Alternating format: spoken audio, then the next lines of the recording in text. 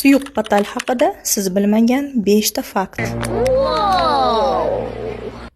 Birinchi fakt, aynan suyuq patali juda ham suyuqligi hisoblanadi. Agar kartinani ustida ishlayotganda uni suyuqligini inobatga olmasa, ohista nozik harakatlar bilan ishlanmasa, kartinani ustiga tomib oqib ketishi mumkin. Buni men o'z tajribamdan kelib chiqib aytmoqman. Ikkinchi fakt, aynan hozirda trendda bo'lgan hajmli kartinalarga tillarang berish. Bu vazifani suyuq patal juda ham zo'r amalga oshiradi. Aynan suyuq bo'lgani uchun ham har qanaqa shaklni qoplab chiroyli qilib bo'yasa bo'ladi. Lekin listovoy patal bu borada ozgina qaysarroq hisoblanadi. Mana shu ishimda ham men 2 qavat listovoy patal yopishtirganman oralariga yaxshi kirmagani uchun. Agar jiddiy patal ishlatganimda ancha oson bo'lardi. Uchinchi fakt, aynan narx hisoblanadi.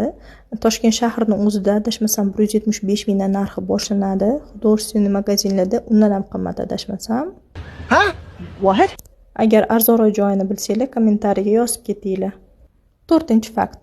Suyuq patali menga yoqadigan eng zo'r tarafi aynan xona ozoda turishi. Chunki masalan, listovoy patal ishlatgandan keyin hamma yo'lga qoldiqlari chochilib, yoyilib, zar bo'lib ketadi. Har safar kartina chizib bo'lingandan keyin boshqatdan hamma yo'llarni tozalab chiqish kerak.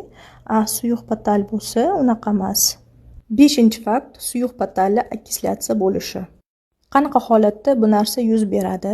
Qachonki suyuq patalli ustini laklamasdan to'g'ridan-to'g'ri akril bilan bo'yab tashalinganda, u vaqt o'tib okислyatsiya qilishi mumkin.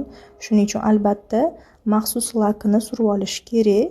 Bo'lmasa, sizni qilgan shuncha mehnatingiz hamda kliyent puli havoga uchib ketishi mumkin.